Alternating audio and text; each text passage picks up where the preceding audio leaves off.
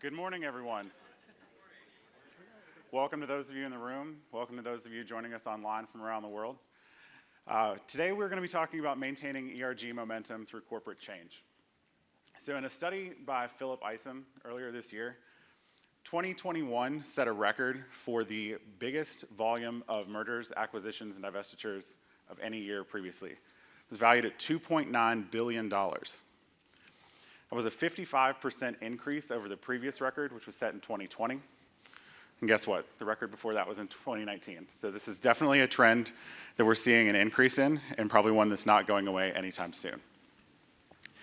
I personally have been through 3 divestitures in the last 4 years. So it's a life that I've lived. This is a bit of a therapy session for me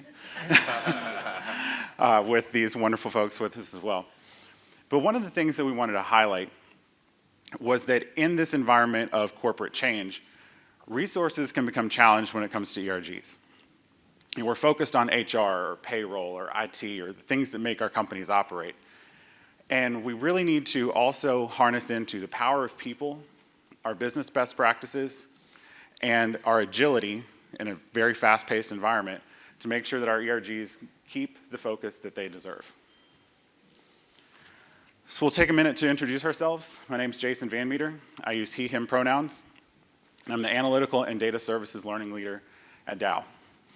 I also work for our Destination Inclusion pillar, which is inserting inclusion into all of our operations and everything we do from the corporate level to the shop floor.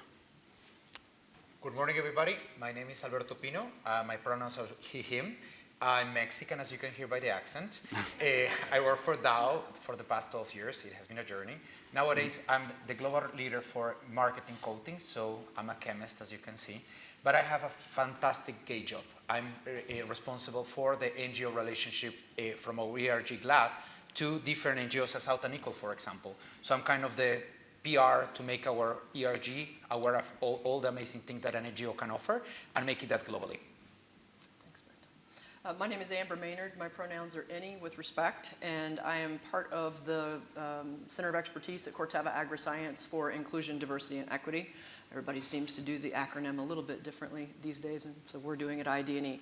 Also serve as our Global Pride advisor.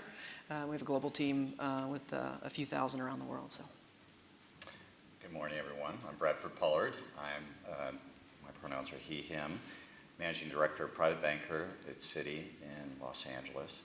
So I'm also the North American co-chair of our Global Pride Affinity Steering Committee, overseeing our numerous chapters in North America and over 3,500 members globally, over 6,000 that we have across Citi.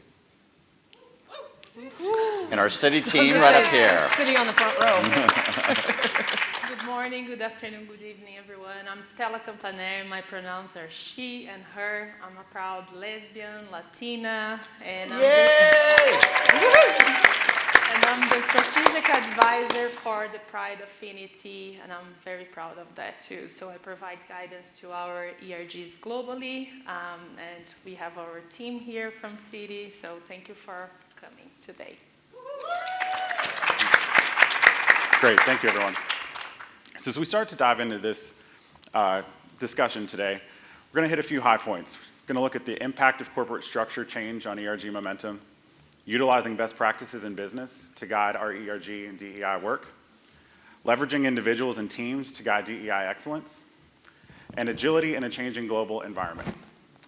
And then hopefully we'll have plenty of time at the end for Q&A, both in the room and virtual. So Beto, Dow and our ERG GLAD had quite a robust corporate structure before our divestiture, merger, acquisition journey started. So could you talk to us a little bit about how this journey impacted that structure and how we've come out of it? Yes, perfect. So first of all, I'm Latino, so to me everything is a soap opera, a Mexican telenovela. So I'm going to tell you that for us, passing through a merger and acquisition and a merging was a telenovela. Because before of the merge with Dow and DuPont, that by the way has been the biggest chemical transaction in the history of the world by these two titans in the chemical industry, we have to see that we had the perfect ERG family. It was called GLAD. It's still called GLAD in Dow. And we were all together, the three of here, in this amazing group. We were family, we are family. And we were very privileged. But then our company decided to merge with DuPont because it was a strategy for the business, because we have to make money, right? Yes, we want our ERGs, but we work for companies. So what happened is that the first question is like, DuPont has an ERG group for Affinity. Are we going to be all family? No, no, no, no, no. That's the telenovela part, a twist. We're going to merge Dow and DuPont, and then after some alignments, we're going to split in 3 companies. Dow again, DuPont again, and Corteva. Obviously, Amber is going to cover the Corteva part because she's the expert on that topic. But I will let you know that as part of GLAD, we were the most numerous network ERG globally. I mean, we had more than 3,000 employees. And from one day to another, the question was like, what is going to happen with the divestor later? What is going to happen when Jason is not here, with Amber is not here? Because we had a lot of our main leaders compromised in this merge. So part of all was how this can go impact us. First of all, in our leadership and the network. And second, even the level of engagement, because you know that change terrifies people. I mean, we say change is the only constant, but to be fair, we are scared of change most of the times. So I think that how we survive this time of like a lot of questions was rebranding us and planning ahead. So we changed kind of the strategy that we have, and we evolved to another different of structure, and nowadays we have 6,000 employees in our network, and we're super proud of that because we're at 38,000 employees. So if we take 6,000 only for our ERG, that's a very high number. And we're just beginning because our strategy is how we can impact even more, how we can have more allies. By the way, from our ERG, 87% of our ERG are allies. So we defend on that, and we're proud of our allies. And our allies, I think they are proud of us. So I think that how we survive this, as I said before, is having a clear strategy. On first, executive sponsorship, we rebrand how we're calling these executives globally and regionally to make their connection with our ERG after the split. Second is we had a matrix structure. We have a 7-pillar strategy based on customer experience, employee experience, NGO relationship, that is the one that I hold, education, etc. And another part of the matrix is the regional for implementation. We learned that we had to act as a business if we want to be sustainable as a business. And I think that reality check that everything can change made us realize that we were lucky enough because we work for an amazing company as Dow, but we have to reinvent ourselves the path of the ERG. And we're redefining that strategy and that even implementation every day. But I have to say that the key to survive for us, that momentum, is rethink and think outside of the box and not be afraid of saying, we're going to create something differently new based on this business decision. Great. Amber, Bradford, Stella, any other thoughts on corporate structure or ERG structure? I'll let you go first. Well, I think for Corteva, so just a little bit about the timeline. We stood up as a new company. So Corteva is the ag business that came out of the Dow-DuPont merger. So ag's all we do. We stood that up in June of 2019. We very proud of that. And we made the intentional decision at that time to pivot from ERGs to BRGs, the Business Resource Group model. And part of that was so that we could help deliver for results and success for the business, right? Helping drive success for the business, but also not losing sight of the employee piece. And so I'm sure everyone in this room who works in a large corporation has dealt with the frozen middle, as I like to call it, right? Your manager's like, it's a nice thing that you do, but it doesn't serve the team, right? Really, it does, because it's professional development, but whatever, that's a different session. Yes. So for us, pivoting to business resource groups really was, we're trying to send the clear message that, no kidding, we're helping to develop the future leaders of the company. Now, I will tell you, it's a work in progress. So June of 2019, we were 9 months like all the rest of you, but we were a brand new company when the world closed down. And I will tell you, and I will try to do it without getting emotional, the BRG leadership at Corteva was incredible in that moment. They immediately pivoted and brought more robust content during that time. So our engagement went through the roof, and we enjoyed that. But along with that comes the burnout piece too, and we'll talk a little bit about that later. But from a structural perspective, we had this incredible opportunity, to Beto's point, that you all lost people. But we gained, right? So we had, Be Glad coming in from DuPont, Be Glad coming in from DuPont Pioneer, and some of the Glad folks from Dow AgroSciences.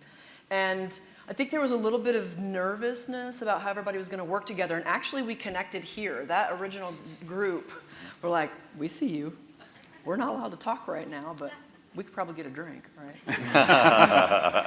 And truly, like 24 hours after the merger closed, we had our first, global Pride meeting. And so I think for us, it really was about bringing all those unique perspectives together in that new structure and really helping the BRG, Pride in particular, saying, okay, we have these 3 different pillars from an ID&E perspective: culture of belonging, diverse representation, and external impact. What are we doing as Corteva Pride to set those up? Great. Thanks, Amber. Just to add from a city perspective is that we all experience business change, and we've been going through that even ourselves as we look at our global landscape and over 200,000 employees, similar in terms of regional global issues that do come up. And as we looked at that, we did a huge change in terms of new leadership around our global diversity and talent management team, which we brought in.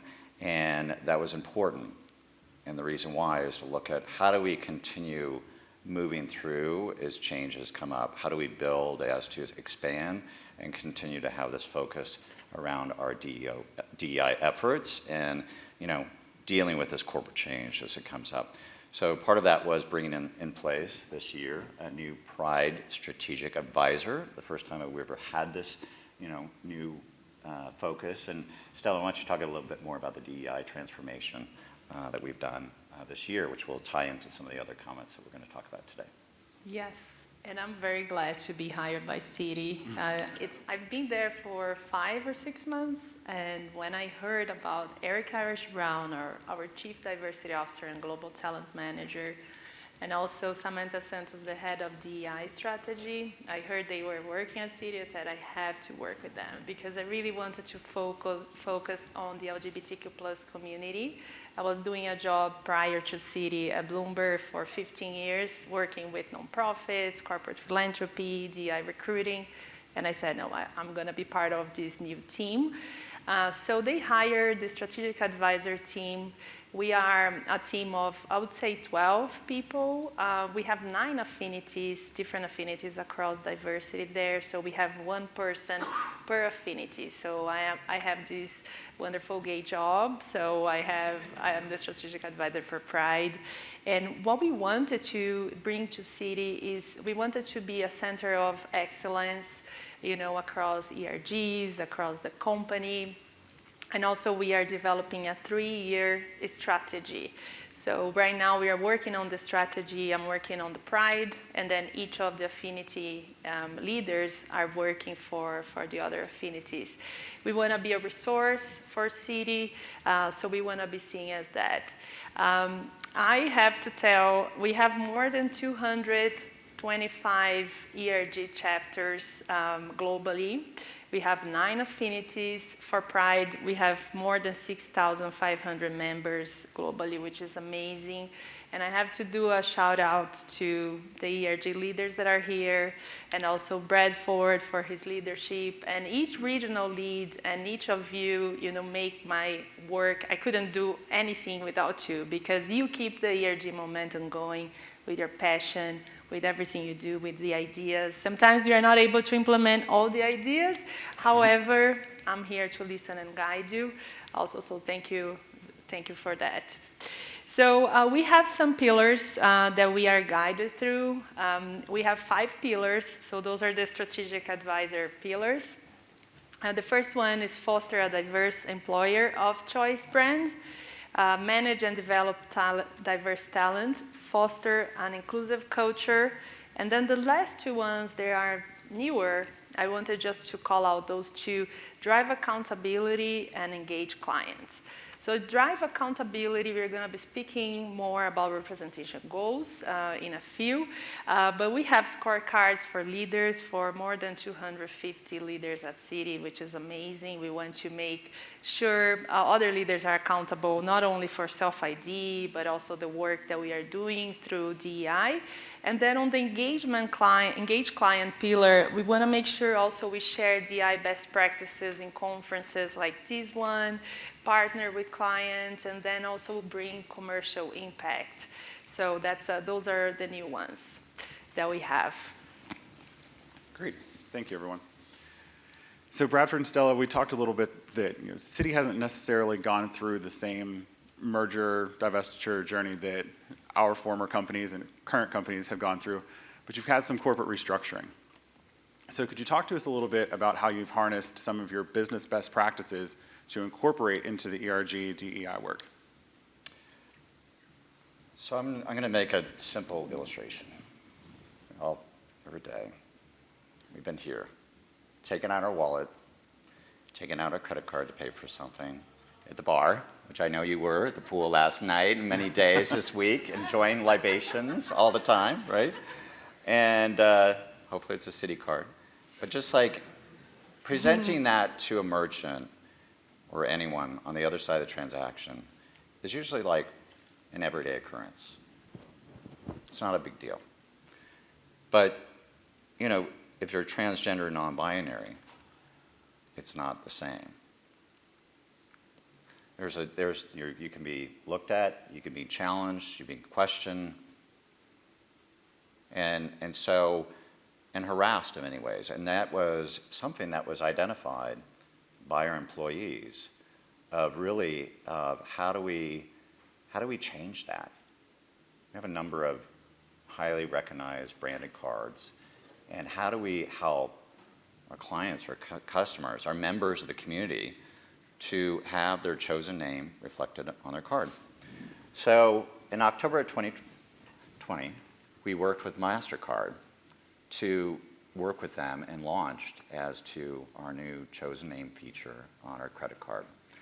And that was a huge step into making a direction as to how do we engage our clients, as we talked about, in terms of our key pillars that we have in place, and connect it with them and make an impact. Laverne Cox helped us in terms of promoting and raising visibility around that option available for our customers. And this was also then recognized by Fast Company in terms of an award that we received. Just in August of this year, we've expanded that and gone beyond that in terms of our debit card as well. So from credit to personal banking, we've been able to help and make a part of our community truly feel more comfortable when it comes to making a banking transaction. And we're one of the first major banks to do this and continue to do this. We also received, in terms of the award most recently with Newsweek, make sure I get it right, as to around the most socially responsible banks, and that was recently named as well. We're partnering right now with Michaela J. Rodriguez and giving more amplification around in terms of this feature, but also how important this is to members of the community. And there's a workshop at 3:30 this afternoon, being led by Laura Satterley as well as Justin McCoy here in the front desk. But I also want to give a huge shout out to Nikki Darden. Nikki Darden is my co-chair of our North American Global Pride Affinity Steering Committee. And she really helped. She was bold. She helped to bring this forward with the entire team, our cards team. And taking and she's an ally, And I'm more proud of that, for her doing that for all of us, and really stepping forward, and things that I still need to learn more from her. And I'm so glad that she's part of the Citi team, but it also makes me so proud of where I am in terms of company. Here we are, we have a company with the first woman CEO of a major Wall Street bank, that speaks so much to our culture and who we are and what we do. And it's about how we are really focusing on, as we're talking about the legislation, and how so much of the transgender community has been impacted through this current wave of anti-sentiment that's coming through. And us to be able to do something to help and to bridge that is so important. And it beams from, and you'll see as to one of the the commercials that we have in terms of individual choosing their name to put on the card. And I watch this and I tear up and I cry because it's just such a beautiful moment. So please go to our workshop a little later today. So what do we do? That, like I said, that was the genesis of our employees working with partners, launching, aligning our product, aligning our clients, and then we further expanded in terms of working around our global directory and allowing for people to have their chosen name in the global directory as well. And that's really important, is to be on the same level. Our marketing program is for the love of seeing you, for the love of seeing you, and for the love of progress. And that's important. That's what we stand for every day. And please come to us and we can help you in terms of other card issuers to help bring this to your cards as well and share our best practices. But please go to the 3:30 workshop this afternoon, and they'll go more into detail of that, as well as some of the branding around that we've done with Getty in terms of repositioning, creating new images to properly reflect our broader community. Great, thank you.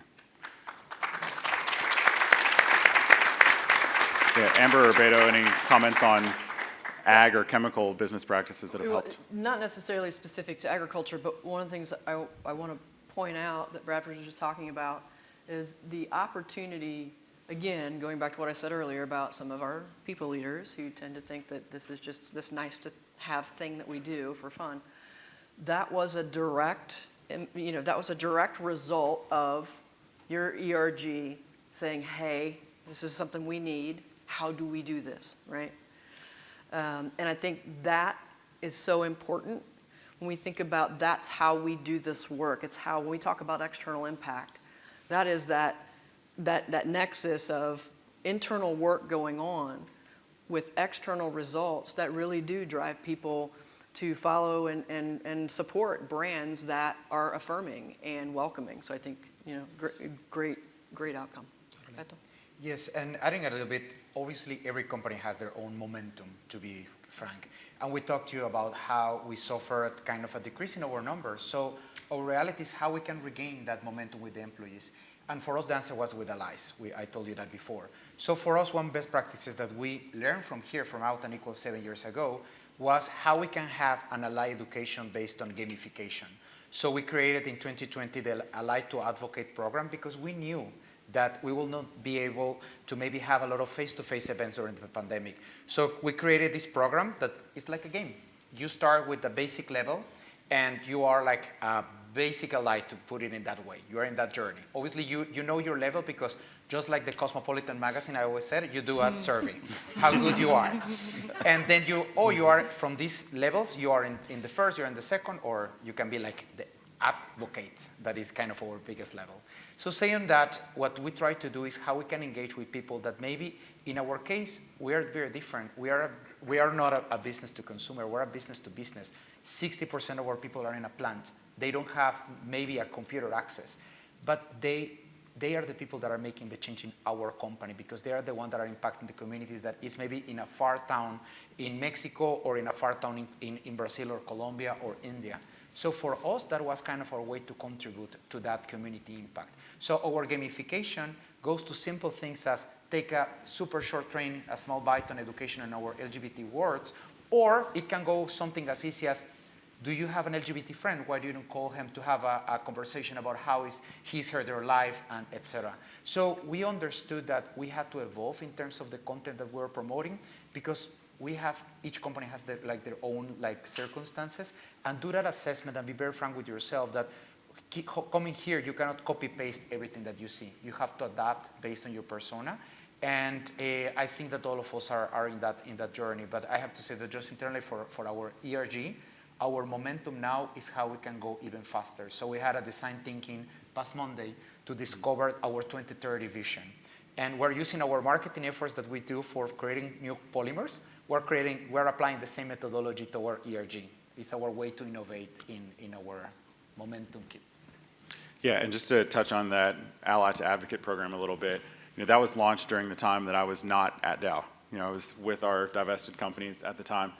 And I'm from West Virginia, which, if you can imagine, is not exactly the most friendly environment when it comes to our community. And I have to say, just what I observed pre-leaving Dow and post-returning is it's opened up a lot of conversations that wouldn't have happened before. I've heard discussions around LGBTQ plus issues in our control rooms that I never would have considered in West Virginia before. So really thankful that program was launched in the time that I was gone. I think Okay. just before we go, I just want to reinforce also something that is very important to keep the momentum and keep the work that we do, the representation goals. So Citi in September published the representation goals for across the affinities, and Citi was the first firm to announce the LGBTQ plus representation goal for our campus recruiting.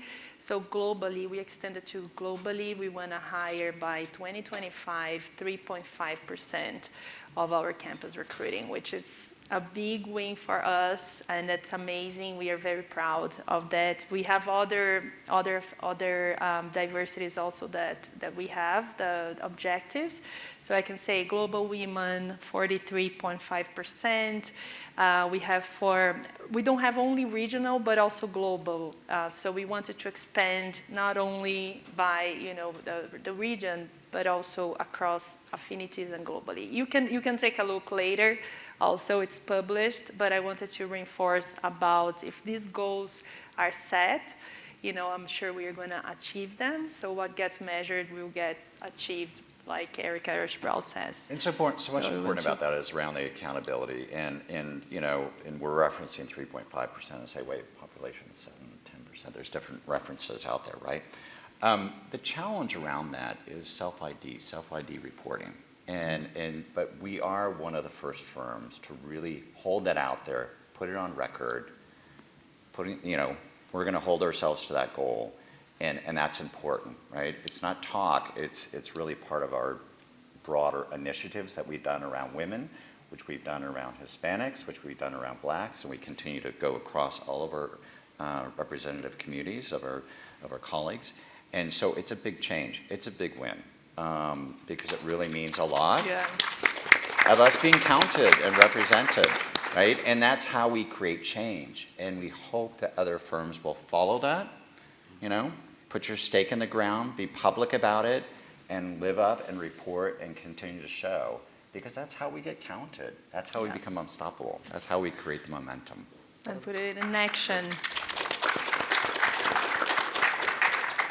So Amber, we talked a little bit before about the Corteva journey of 3 essentially legacy companies coming together to form something brand new in 2019, and the limited time you had before the pandemic changed all of our lives. So could you tell us a little bit about how you leveraged your individuals and teams from those legacy organizations to maintain your momentum and success? Absolutely. And so again, compressed timeline, right? 6 months. We had these disparate legacy ERG chapters across all, at the time, 8 of our BRGs, and different identities and things like that. And I think the single biggest thing that we did was just to sort of invite everybody to the table, to say everybody's ideas are welcome. Let's figure out how we work together. And the thing that I think we did well, and again, we are now a 3-year-old startup with 200 years of history or baggage, whichever you choose. We're all there, don't worry. Correct. We're all there. So, and that does bring some, again, some challenges, and that's okay, some good challenges. What we did with the BRGs is we went about setting up the governance kind of like a board structure. So we have a global Pride leader, and then we have from our different regions, we have different delegates, including a virtual delegate, because there are a lot of our folks pre-pandemic who worked virtually. So a lot of our commercial folks, several of our scientists and field stations around the world. And so, it was very important for us to drive that virtual component before virtual was, a thing, really. And so those folks meet on a regular basis. Our executives, but we are blessed to have an executive sponsor that's incredibly engaged and is an ally, which I think sometimes is important as well, right, for your executive sponsor. Because like all of you, the largest part of our member base in Corteva Pride is allies. And so we meet regularly and think about, what from I always challenge our teams to have global vision with local execution. Mm-hmm. Because what Pride Indianapolis needs is completely different from what Pride Wilmington needs, right? Indianapolis is right in the middle of a bunch of anti-LGBT sentiment and energy, right? So those needs are a little bit different. Some of those local partnerships are different.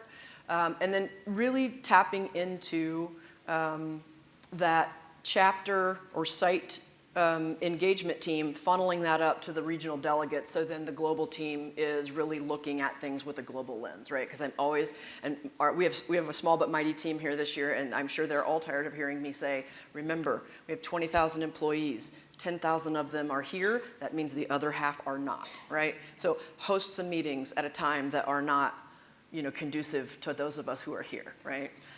If we're going to ask our APAC team members and our BRGs to be on the phone at 11 o'clock at night, we should take a turn and do that.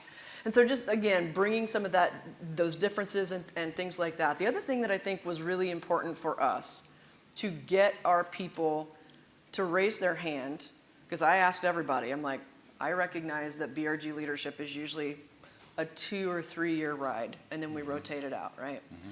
Brand new company, very much aware of our history, but sometimes it does feel like we're a startup business in our parents' basement, and that's just a reality. And I said, I need you for 3 to 4 years, right, so we can get some continuity. And one of the things that we did right out of the gate was we put percentages of BRG leadership to the day job.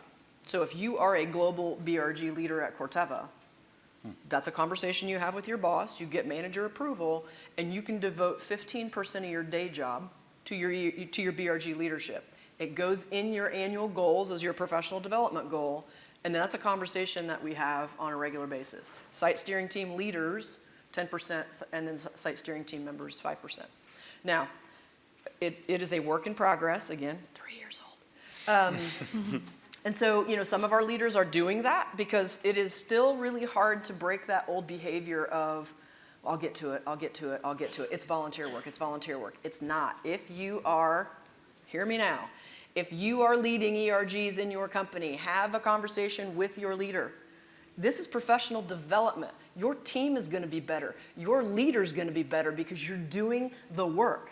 And put that as a professional development goal so that you can devote part of your time to that. And that's how I think we turn the corner on this frozen middle that I mentioned earlier, right? It's also how we build succession development. Because if we don't fill that pipeline with people who are energized about leading BRGs, we lose the momentum, right? I've heard sometimes this.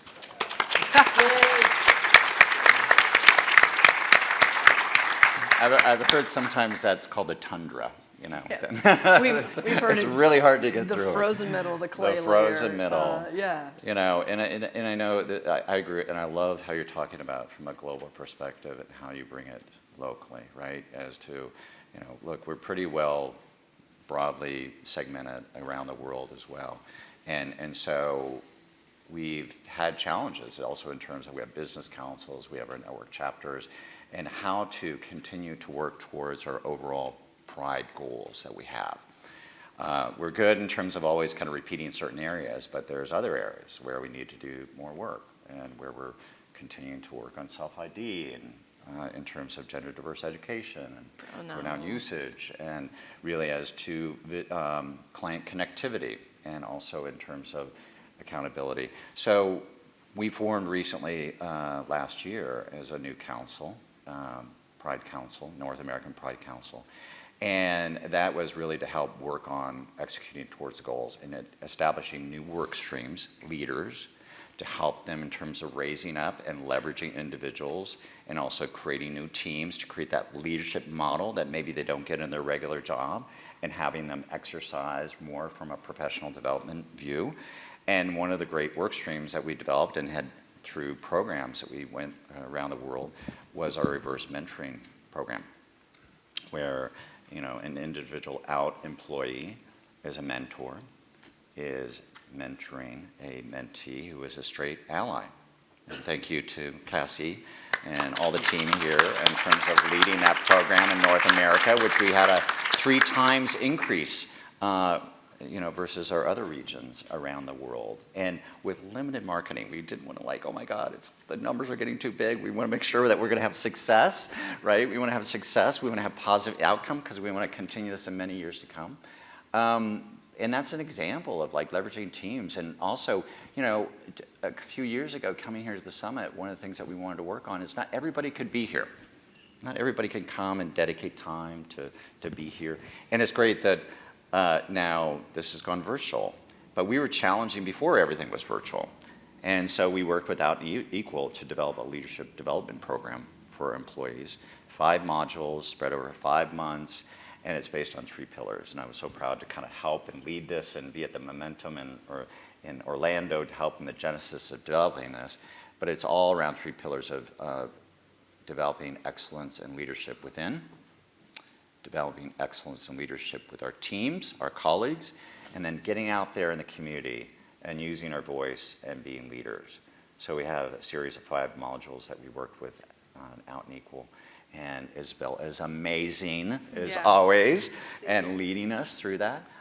So do speak to them, because we have a program. It could be replicated, and it's a great way, because we did not have the resources to do this internally, but we leverage this partnership, this great partnership that we have, to be able to do that, to help rise up and provide this great leadership and development, and really have everyone shine as they should. And I think, too, from the professional development perspective, I think some of it sometimes is just having one-on-one conversations as well. I hate the phrase, but it's apt. Just some good old retail politics, right? We are blessed on our Global Pride team.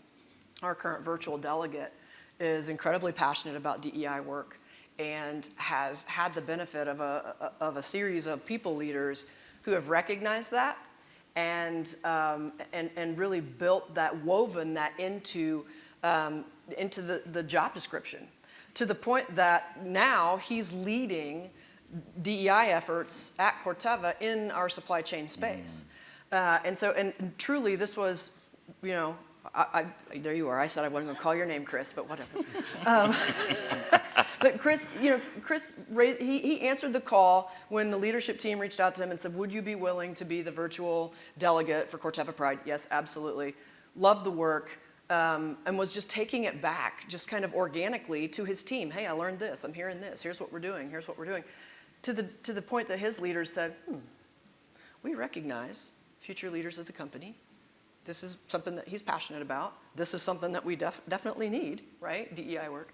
And so he's building an entire, portfolio of expertise outside of his work as a supply chain professional as well. So I think some of that is just that one-on-one, and it really was Chris having a conversation with his leader to say, how do we make this fit my day job? Another thing here, I really like the part of performance. For us is the reality. Me, for example, one of my 5 goals per year is precisely this. I have a day job, but now my day job has a part of my compensation. It's not big much, but it's a starting. But I want to add to this conversation the recognition part. Sometimes we need that. You are rocking it. And today we're watching that. We have people from different companies here, and we're acknowledging them. It feels so good when you have that time. So 3 years ago, we created the Global Realness Award. I know that it shows like RuPaul, but it's our ERG award. And we recognize globally every 6 months the individuals that are doing a change in the ERG. And we have our ceremony, we have our beautiful awards, we send it all around the globe. And we make like finalists, we made a shout out in our internal channels because people need to be recognized internally and externally. And for externally, I think that, well, tonight we're super obsessed because we have the Audis, and every year we made like a pool of the ERG leaders that we want to showcase. Some of them are finalists this year, we're super excited. And what we wanted to show you is that people need to know that you're taking care of them. So think which your program should be rounded, obviously as we discussed in education, customer engagement, but that recognition part, it should be crucial too, so you guarantee that individuals want to really feel and be part of that momentum. Great. Okay, Beta, so to kind of wrap up our main thoughts here, could you talk a little bit about how we remained agile and what our three companies were able to partner on during these turbulent times, both in the world as a whole and within our companies, to keep the ERG and DEI message going? Yes, I think that, well, we all experienced 2020, right? It was kind of a nightmare, but also it was an era and opportunity. And for us, I remember 2020, the first time in my life not going to a Pride walk, it was so frustrating. Because you know that when you belong to the LGBT community, and our allies know this very well because they come with us to the Pride walks, we need that sense of belonging, of being represented. June, for me, is gay Christmas. I love it. And 2020, they took out my gay Christmas, and for all of our employees. So we were so frustrated, so we want them back.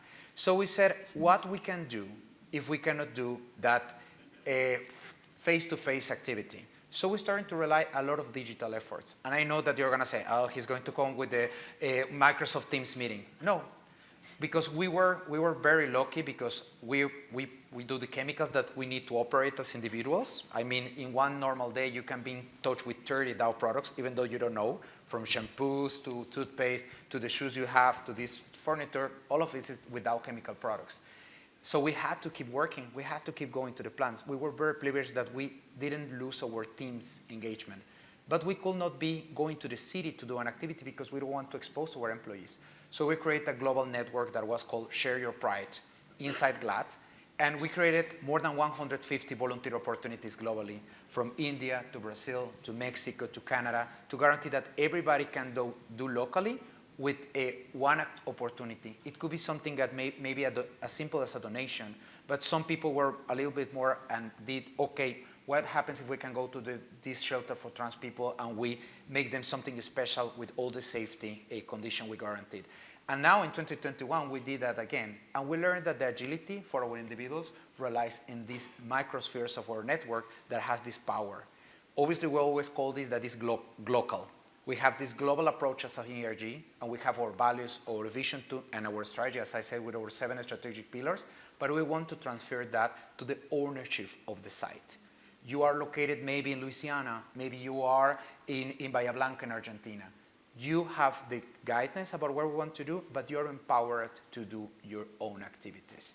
Obviously, we have resources that are limited like any other company, but we always try to foster the individual to have that and have the agility to implement faster. We have already packages like, okay, these are the logos. If you want to do a t-shirt, just download this. It's going to be easier. We enable their empowerment. But the agility relies when the individual feels not only empowered, but also recognized to do this. I love that. So, from an agility perspective, for us, I think, again, I keep going back to, that 3-year space, right? So we have, heritage ERG leaders, we have new people who have raised their hand, during this time, and really coming together and thinking about, okay, does this work? Great. It's great. Let's replicate this elsewhere. That event kind of landed with a thud. Let's not do that again. And being able to pivot really quickly. And I think for us, Corteva Pride specifically, I think the membership is not afraid to raise their hand and say, hey, we need this. And the global leadership team says, okay, go do, right? It's not us saying, well, we want to own that. The leadership team wants to roll that out. Great example earlier this year.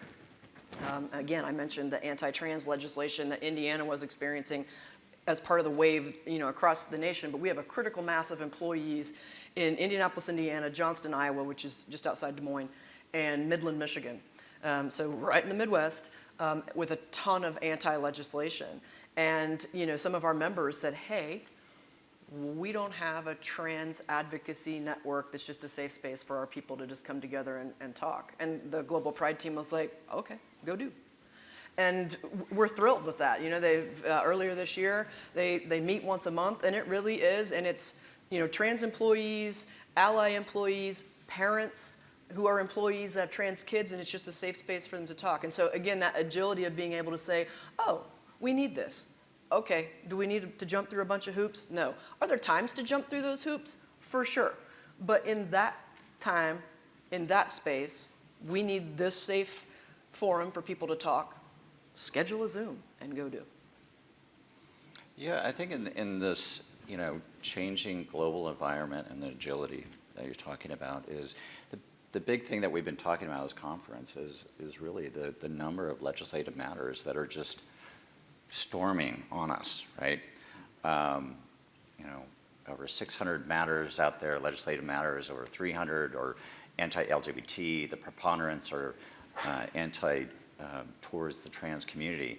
And we recognize that, and I think all of us in our companies are wanting to have more dialogue with our employees. People are asking more what's the support that you have out there? And where we've continued in many of our companies in terms of making business statements in support, and also in terms of signing on the amicus briefs, and also in terms of the recent statement with HRC in terms of the Respect to Marriage Act, right? So what we've been doing, and also is helping to have dialogues with our clients and internal colleagues, and creating a forum in terms of discussion. Last year, we started a Global Pride Dialogues, and where we involve external partners, which we partner with Out and Equal. Aaron was part of our panel. We partner with Lambda Legal as some of our clients, some of our partner law firms that we work with, to talk about the legal, political, and social environment and what we can do. How do we act together? How do we come together? How do we do the work together? We continued that this year and doing another legislative internal panel with HRC, PFLAG, Athlete Ally, and having those same conversations. There's a lot of look in terms of what we continue to do from a corporate perspective, but it's also about how do we empower everyone individually. One is getting out there and voting, right? Making a change in that way. But it's also about how do we continue to put in our own personal toolkit the ability to feel comfortable in getting out there and talking more about the impact of this legislation that's coming upon us. Using our voices, leveraging our voices is how we help to be agile in this changing global environment, because it's right there in front of us and it is continuing to do the momentum. And so, that's such an important aspect. And we also understand, it has created a lot of uncertainty, a lot of mental stress. We talked a lot about this during Mental Health Awareness Month, and also in terms of Mental Health Awareness Day. And in May, we helped launch, in terms of, actually it was March, new services for employees, Pride Counseling Services, as part of our EAP program for employees. I will say I've used it myself. It works. I got partnered with amazing LGBT therapists. Still use them today. And I think it's great, because it's that you have to have the dialogue, right? We have to talk about this. We can't, there's so many stressors on us as a community. And it's really important to make sure that if you need to get help, you are getting help. And so, I'm very proud that we were able to launch this benefit with our, resource providers. Part of BetterHelp is the one that we work through in terms of providing this. You can go to pridecounseling.com and you can see more in terms of that benefit that we work with a third-party provider. But I think that is so pivotal of more stuff is coming, more is going to come up. How do we navigate through that? How do we feel powered? How do we continue to leverage up? How do we feel good about ourselves to be able to navigate and weather the storm? Yeah, no, this is an amazing program. And the benefits, you can see city benefits, it's open to everyone, so you can see what is included. But we also revamped the benefits for surrogacy up to $30,000 for adoption. Also, we have great fertility benefits. I'm looking at that myself for the future to be a solo mom. And we have also domestic partnership. So City is a great place to work, and we are hiring. So we have a QR code if you want to be part of the talent community, but it's a great place to work and very inclusive benefits. And we want people to continue to self-ID so we can, of course, expand the benefits also to our community. Yes. And just adding to this global point, I think that I started a DAO in Mexico, and one of the first things that I asked myself is how I'm going to guarantee that if I'm out and if I go to a plant that is in Querétaro and I come as a gay individual, I'm going to be safe. Because the reality is that in Latin America, it's not still 100% safe to be gay. I don't think that now in any place of the world is safe. But in Latin America, it's a little worse, to be fair.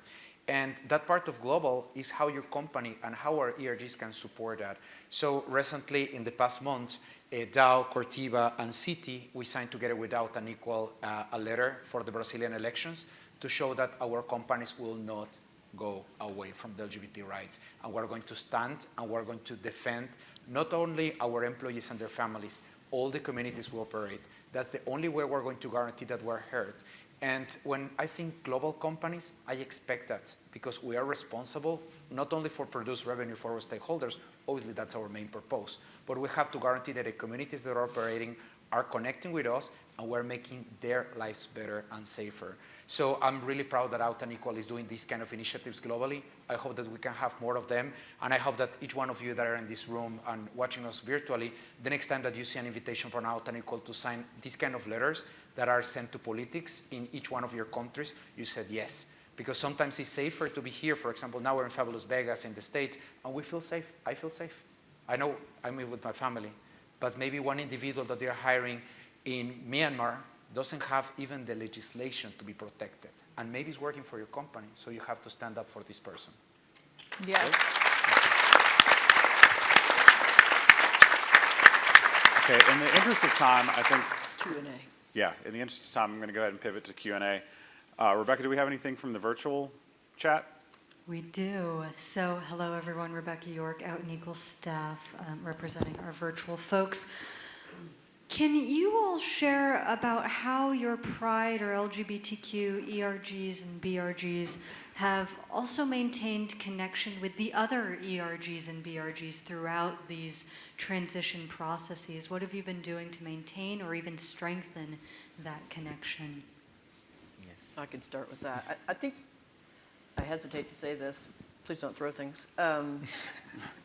The one gift, if you will, that maybe we got from the pandemic was that because we were all in a virtual space, that pivot to online made intersectional events a little bit more natural and easy, right? We talk about it all the time with our global leadership teams about, hey, reach across the aisle and make sure we're engaging our Global African Heritage Alliance, or have an event with the Women's Inclusion Network, or, pick one, plug in the BRG. But it was, I think, like I said, we were all in this virtual environment, and instead of having, hundreds of events, like how could we be really strategic and working across the aisle with some of our BRG communities, so. Yes, I will add a good practice that we had at DAO. We have every year a convention that is called ERG. It's like an Out and Equal, but for all the ERGs that we have inside. So we have it every May. So we invite all the leaders from different countries. This past year, we have almost 1,000 of people in Houston coming and attending and sharing the good practices. And it's the best network we can have, because in that way, we can create what is kind of the new vision for each one of the ERGs. And the intersectionality, just like Amber just said.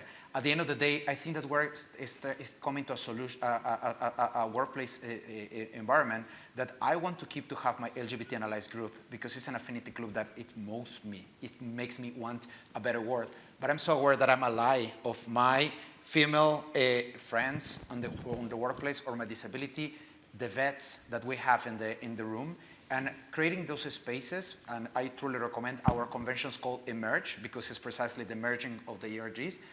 It's a good practice that worked a lot for us in the past years. Great.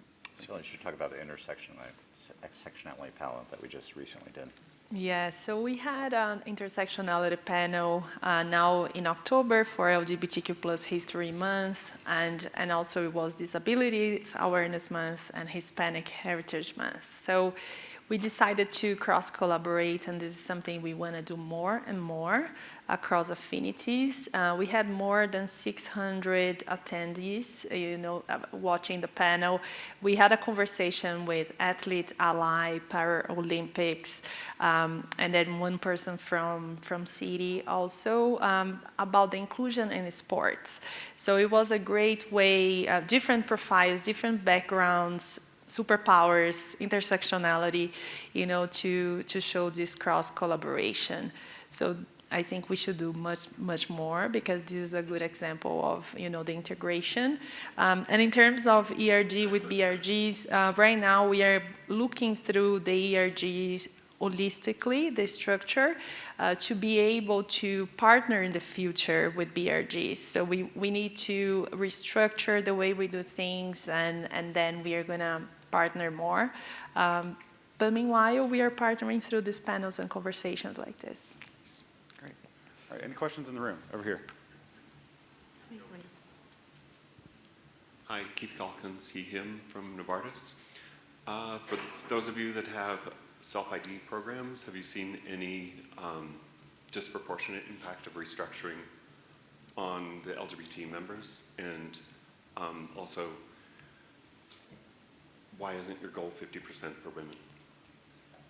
Could you repeat the last part? I'm sorry. You have 2030 goals for different communities, but why isn't it 50% for women?